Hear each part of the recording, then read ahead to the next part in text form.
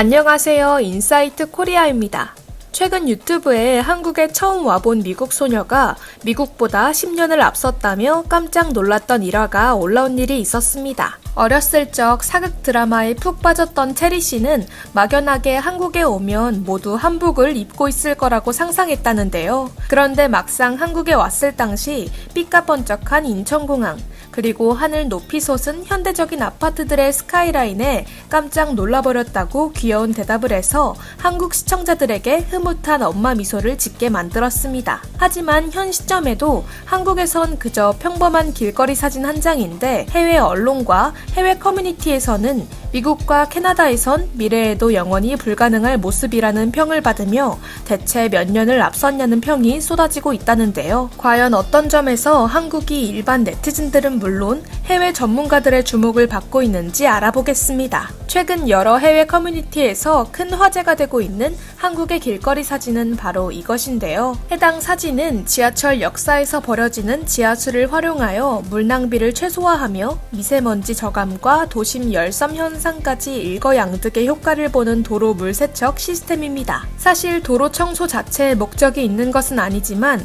해외 커뮤니티와 트위터 등의 SNS에 자동으로 셀프 청소하는 한국의 도로라는 이름으로 여러 차례 올라오며 화제가 된 것입니다. 이를 본 해외 네티즌들은 청소 목적이다, 온도 조절 목적이다, 눈을 쌓이지 않게 하는 것이다 등 다양한 토론을 하기도 했지만 일단 어떤 면에서든 도로 상태가 엉망인 자신의 동네에 비해 부럽다는 반응을 보였습니다. 우리 포트랜드에도 저게 필요해. 진짜 절실함. 끝내준다. 멋진 아이디어야. 뉴 오를란스의 버번 스트릿에도 저게 필요해. 우린 매일 아침마다 그 모든 토사물과 똥을 치우기 위해 소방차를 보내서 물 세척을 해야 한다니까. 한국인들은 이 분야 최고야. 도로 건설에 있어서 말이야. 그럼 이게 반사 스터드 역할도 하면서 세척 기능도 있단 말이야? 오직 아시아에서만 가능한 얘기네. 한편에선 부러움을 넘어 자신의 동네에선 불가능할 거라며 곳곳에서 자조적인 농담 배틀이 시작되었습니다. 한편 불가리아 도로는이라며 방치되어 거의 재난급으로 박살난 도로 사진을 올리기도 하고 안타깝게도 미국에게는 너무 스마트한 방법이군. 우린 스마트하게 말고 열심히 일하니까. 미국에선 이걸 할 수 없어. 100% 누군가 신발이 젖어서 미끄러질 것이고 오토바이를 타다가 물에 미끄러지겠지. 그리고 고소와 재판이 끝없이 나올 듯. 이게 바로 우리가 좋은 것들을 못하는 이유지. 와, 미국은 영원히 못할 일이군. 퀘벡, 아니 캐나다에서는 영원히 일어나지 못할 달콤한 판타지구나. 인도에서는 애초에 청소 문제가 없어. 우린 제대로 된 도로도 없거든. 청소할 필요 없음. 이걸 보고 슬픈 사람 나 말고 없니? 젠장 망할 미국 등 애초에 자신의 나라에서 하고 싶어도 할 수 없는 우픈 이유들이 쏟아졌습니다. 또 한쪽에서는 자동 세척 테크놀로지를 부러워하기 이전에 종일 비가 많이 와서 죽겠다는 일부 국가들의 슬픈 농담이 이어지기도 했는데요. 끝없이 비가 와서 불행한 사람, 저 말고 또 안 계신가요? 시애틀님이 단톡방에 참여했습니다. 오레곤도요. 우리 네덜란드도 이런 자동 청소 도로가 있어. 우리가 쓰는 테크놀로지 이름은 빗물이지.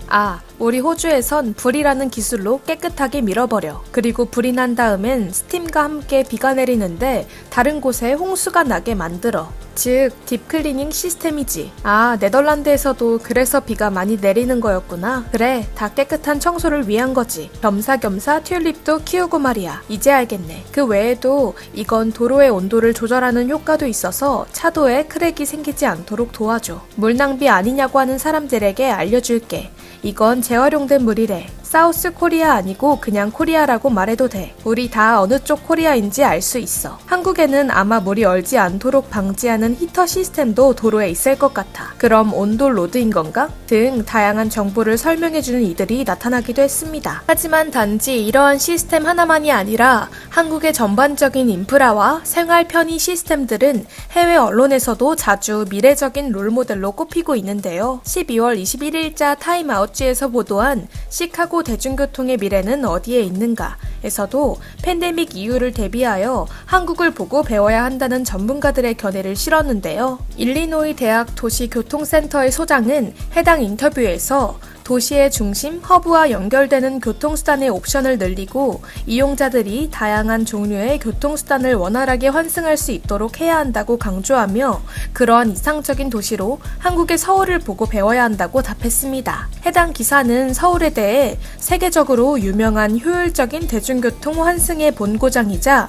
실질적으로 사용자들이 편안하도록 고안된 여러 기술 발전과 더불어 교통수단 운임의 통합으로 롤모델로 꼽힌다고 표현했습니다. 또한 이렇듯 유명한 한국 대중교통 시스템이 실시간 디지털 시스템과 결합한 결과는 현재 팬데믹 상황으로 인해 더욱 해외에서 각광받고 있기도 합니다. 12월 27일 CNBC에서 발간한 기사 역시 팬데믹으로 인한 승객들의 두려움으로 미국에서 역대급 위기에 처한 대중교통 시스템을 조명했는데요. 실제로 뉴욕의 상황에 전문가들은 이대로 일부 대중교통 시스템이 유지가 불가능해지고 노선이 축소된다면 다시 재건하기 어렵다는 점에 큰 우려를 표하고 있습니다. 그리고 CNBC에서는 그에 대한 해결책으로 아시아 국가들, 특히나 한국을 꼽았습니다. 특히나 서울 같은 경우 버스나 기차 등의 교통편에 대해 온라인으로 밀집도에 대해 실시간으로 표시하고 있다는 점을 극찬했는데요. 승객들이 혼잡하지 않은 수단을 택할 수 있으며 어플 등을 통해 마스크 미착용 승객에 대한 민원 신청을 할 수 있다는 점에서 미국과 다르게 대중교통을 안심하고 이용할 수 있다고 조명했습니다. 실제로 한국의 일반적인 모습들에 해외 네티즌들은 실제로 사람을 위해 도시가 설계되는 곳 같다며 놀라워하고는 하는데요. 알아서 잘, 깔끔하고 딱 센스 있게를 외치는 한국인들. 유독 불편한 것을 못 참는 한국인들 특성 때문일까요? 우리에겐 새삼스럽지만 해외 소식을 듣다 보니 충전기와 와이파이, 환승과 실시간 위치 표시 어플까지 정말 디테일 하나하나 사용자 편의를 위해 발전해 왔다는 생각이 드는데요. 교통뿐 아니라 다방면에서 한국 하면 사람이 살기 좋은 나라, 사람을 먼저 위하는 나라로 꼽히기를 기대해봅니다. 지금까지 인사이트 코리아였습니다. 감사합니다.